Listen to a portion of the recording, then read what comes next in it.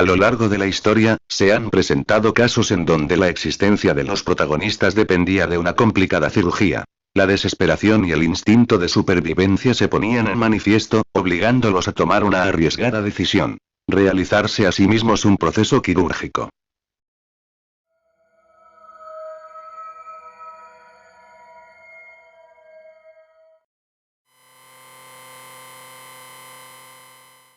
En 1998, Douglas Goodale, quien era pescador, se encontraba en alta mar en plena pesca de langostas. Cuando se disponía a sacar a su presa con las redes, una gran ola impactó en el barco, creando una holgura en la cuerda, la cual luego se enrollaría alrededor del torno. Mientras intentaba apagar el motor, su manga se enganchó en el cabrestante. En segundos, este había tomado su mano y parte de su brazo.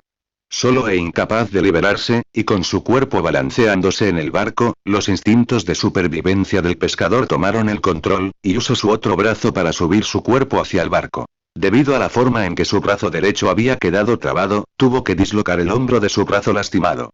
La única forma de liberarse era cortar su propio brazo, tomó su cuchillo y comenzó a cortar. El agua salada del océano y el torcimiento de su brazo ayudaron a reducir la pérdida de sangre.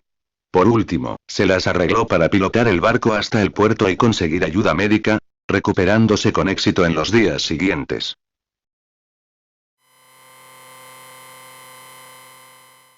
Samson Parker estaba sembrando maíz en su granja, y accidentalmente una máquina procesadora atrapó su mano.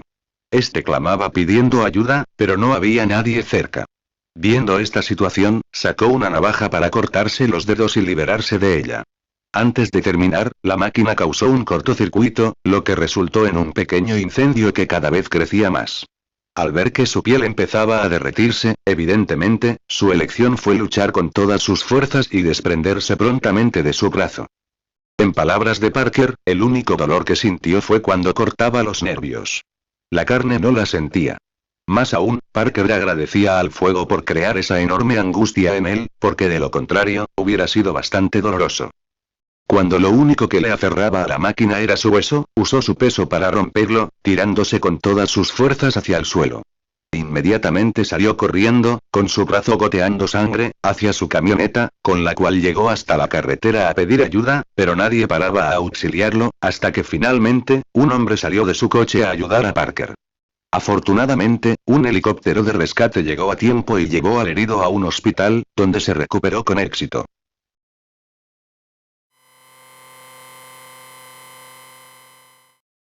Una autocirugía es por sí sola algo sorprendente, pero si hablamos de hace más de 350 años, la cosa es realmente extraordinaria.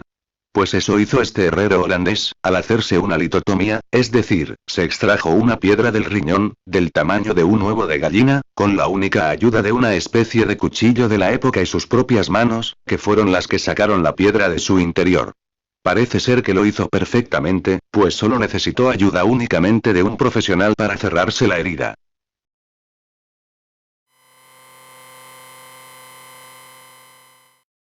En el año 2003, Aaron Ralston, mientras estaba en un viaje de senderismo en el cañón Blue John, una roca se desprendió, aplastó su antebrazo derecho y lo atrapó contra la pared del cañón. Ralston no había contado a nadie sus planes de excursión y sabía que nadie estaría buscándolo. Suponiendo que iba a morir, pasó unas 100 horas sorbiendo lentamente su pequeña cantidad de agua, tratando de sacar su brazo. Con el tiempo se quedó sin agua, talló su nombre, fecha de nacimiento y la presunta fecha de su muerte en la pared del cañón, incluso grabó en vídeo el último adiós a su familia. Después de 5 días tratando de levantar y romper la roca, el deshidratado y delirante Ralston, se dispuso a amputarse el antebrazo atrapado, con el fin de escapar. Después de liberarse, tuvo que escalar una escarpada pared de 20 metros, y luego caminó por el cañón bajo el caliente sol del mediodía.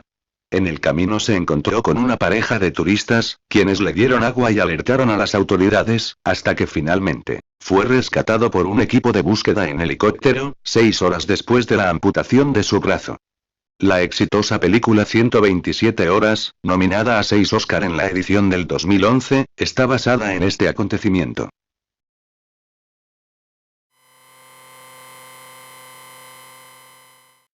Leonid Rogozov, era un médico soviético que en 1961 fue asignado a una base de la antigua Unión Soviética en la Antártida.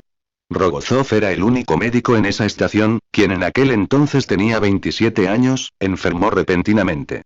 Tras analizar sus síntomas, concluyó que tenía apendicitis y dadas las condiciones climáticas, y el aislamiento en que se encontraba la base, era imposible trasladarlo a tiempo para que fuera operado, así que decidió realizar el procedimiento él mismo.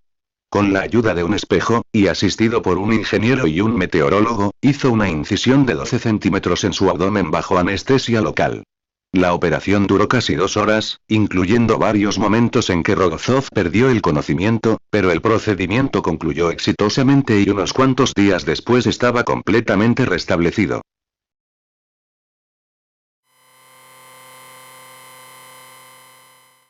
En 1921, este doctor de Pensilvania, quiso probar que el éter, el cual en ese momento era el anestésico general por excelencia, podía ser sustituido por otros anestésicos locales menos peligrosos. Como prueba, el médico se operó a sí mismo, extirpándose el apéndice bajo los efectos de otro anestésico, colocándose en la mesa de operaciones con un espejo sobre su abdomen. Junto a otros 3 médicos a modo de apoyo, Kane realizó la extensa incisión para remover el apéndice, siendo suturado por sus ayudantes. El médico se recuperó con éxito, y unos años después, cuando contaba con 70 años, el Dr. Kane se realizó una cirugía mucho más complicada para reparar una hernia inguinal.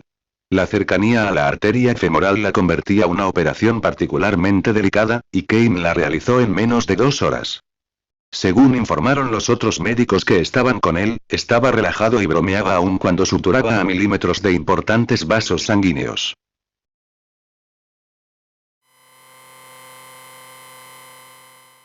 Esta campesina mexicana, que solo hablaba el idioma zapoteco, nunca había recibido formación médica, y consiguió realizarse una cesárea, en la que tanto ella como su bebé salieron totalmente ilesos. Inés, se encontraba sola en su choza cercana a Río Talea en México, cuando rompió aguas. La partera más cercana se hallaba a 80 kilómetros de distancia, a lo largo de un terreno irregular y lleno de caminos difíciles. A la medianoche del 5 de marzo del año 2000, después de 12 horas de continuo dolor y un pequeño avance en el parto, Inés se sentó en un banco y utilizó un cuchillo de cocina para abrirse el abdomen. Inés cortó a través de su piel en una línea diagonal por encima del estómago hacia el ombligo. Después de operarse ella misma por espacio de 1 hora consiguió llegar al útero y extraer a su bebé.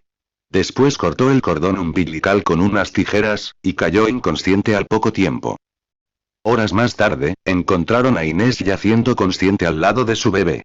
Un médico suturó la incisión de 17 centímetros de largo y finalmente fue llevada al hospital más cercano, en donde examinaron a ella y a su bebé encontrándolos en perfectas condiciones.